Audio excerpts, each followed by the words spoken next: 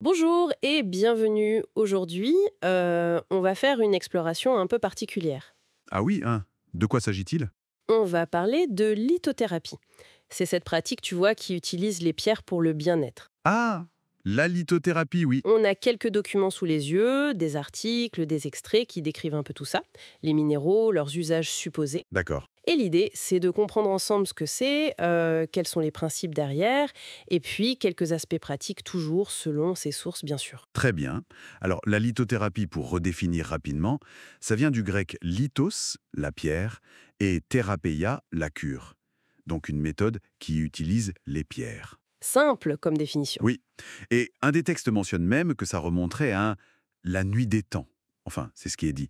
Ça suggère une relation très ancienne, potentiellement. Intéressant cette perspective historique. Mais alors, concrètement, comment ça marcherait d'après ces écrits? L'idée centrale qui revient souvent, c'est celle des vibrations. Des vibrations. Oui. Les textes expliquent que les minéraux contiennent souvent du silicium, comme nos cellules d'ailleurs. Ah oui, Et à cause de ça, ils pourraient entrer en résonance avec notre corps, envoyer des sortes de messages vibratoires si on veut, des messages pour faire quoi exactement? pour équilibrer certaines fonctions, harmoniser le corps et l'esprit. C'est ça l'objectif avancé dans les textes. D'accord, une sorte de résonance au niveau cellulaire alors. Fascinant comme idée. Et comment on l'applique? Alors, les documents parlent de plusieurs choses. Le contact direct avec la peau, Juste poser la pierre? oui, une pierre brute ou polie, ou même un bijou, mais aussi les massages faits avec des pierres. Mhm. Et puis, il faut souligner la diversité incroyable des minéraux. Il y a plein de familles, hein. Oxyde, silicate, carbonate. On va pas toutes les lister, mais chaque type aurait ses propriétés. Une grande variété donc.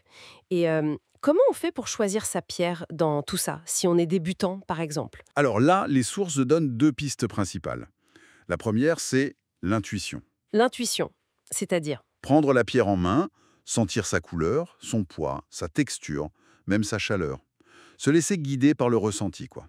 Une approche très sensorielle. Ok, je vois. Et l'autre approche, elle est plus réfléchie. On choisit selon ses besoins, ce qu'on a lu, les conseils qu'on a pu recevoir. Et il y a des critères importants pour le choix? Oui, un point qui revient souvent, c'est de choisir des pierres naturelles, non traitées chimiquement, pas chauffées. Le polissage, ça va. Naturel, d'accord. Et la taille aussi. Une petite pierre à porter sur soi, une plus grosse pour influencer l'énergie d'un lieu, apparemment. D'accord. Et cette approche réfléchie, elle est liée à quoi exactement? Souvent, les sources la lient au chakra, ces centres d'énergie du corps, tu vois. Ah oui, les chakras. Le processus suggéré, c'est assez logique en fait. D'abord, identifier son besoin, physique ou émotionnel. Ok. Ensuite, déterminer ce qu'on cherche. Plus de calme, Ah ah, de motivation, ah ah. une sensation de protection. Hmm. Et enfin, choisir la pierre dont les vertus décrites correspondent. Par exemple, l'améthyste pour le stress et la Ah confiance. oui, l'améthyste, on en entend souvent parler. Exactement. Ou l'œil de tigre pour la protection et les objectifs clairs. La malachite pour l'empathie, le quartz rose pour la paix, l'amour. D'accord, donc on associe un besoin à une pierre spécifique. C'est ça. Les applications mentionnées vont du stress à la concentration ou même à la protection contre ce qu'ils appellent des énergies négatives. Bon, admettons qu'on ait trouvé notre pierre. Il faut en prendre soin, j'imagine. Les textes en parlent. Ah oui, beaucoup. Ils insistent sur le fait que la pierre se charge d'énergie, surtout négative. Du coup, il faudrait la purifier régulièrement. La purifier. Comment? Plusieurs méthodes sont citées. L'air frais, parfois avec de l'encens ou des huiles essentielles. D'accord. L'eau courante aussi, mais attention, pas pour toutes les pierres. Certaines n'aiment pas ça. Ah bon? Lesquels, par exemple? Bon, les détails varient, mais il faut vérifier pour chaque pierre. Une autre méthode, c'est de la poser dans une géode d'améthyste. Une géode. C'est la roche creuse avec les cristaux dedans. Exactement, ça la purifierait. Intéressant. Et après la purification, il y a autre chose à faire? Oui, il faut aussi les recharger, Recharger. Pourquoi? parce que leur énergie, selon ses écrits, elle s'épuiserait à l'usage. Il faut la revitaliser. Et comment on recharge une pierre? Alors, plusieurs moyens sont proposés, la lumière du soleil, mais prudence, certaines, comme l'améthyste, peuvent pâlir. Ok, pas tout au soleil. Non. La lumière de la lune, c'est souvent recommandé, surtout pour la pierre de lune, par exemple. Logique. Oui. Certaines peuvent être rechargées dans l'eau, comme la turquoise apparemment. Ou alors, on les pose sur un amas de cristaux, une druse. Une druse. Oui, un groupe de cristaux naturels. Encore une fois, il y aurait des guides pour savoir quoi faire avec quelle pierre.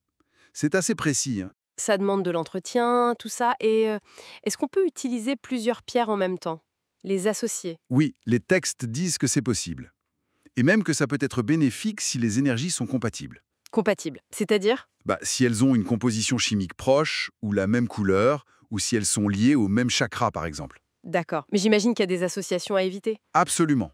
Une mise en garde claire. Évitez d'associer des pierres aux propriétés jugées opposées. L'exemple opale et améthyste est donné. Ah oui. Et plus encore, certaines pierres comme la pyrite, l'émeraude, le péridot, la tourmaline noire, l'améthyste encore, elle, ou l'œil de tigre. Oui. Elles sont décrites comme pouvant absorber l'énergie des autres pierres. Donc, il vaudrait mieux les utiliser seules, selon ces sources. D'accord. C'est bon à savoir. Donc, les bonnes associations, c'est plutôt par couleur, chakra ou contexte minéralogique commun. Voilà, c'est ce qui est suggéré. Bon, pour résumer un peu notre exploration de ces documents, la lithothérapie est présentée comme une approche qui vise l'équilibre, le bien-être, via les vibrations supposées des pierres. Mhm. Ça demande un choix attentif, intuitif ou réfléchi, un entretien régulier avec purification et rechargement. Et une certaine réflexion sur les associations. Exactement. Ce qui ressort de ces textes, c'est vraiment cette idée d'une connexion entre le minéral et les systèmes énergétiques du corps. Oui. Et ça nous amène peut-être à une dernière question, une réflexion pour conclure. Étant donné que les effets sont décrits comme subtils, variables d'une personne à l'autre, Oui. Mhm. quelle est la part réelle des propriétés qu'on attribue aux pierres elles-mêmes? Et quelle est la part de la conviction personnelle, de l'effet placebo peut-être, dans l'expérience vécue par les gens? C'est une excellente question. Ça laisse la porte ouverte à pas mal d'interprétations. Exactement.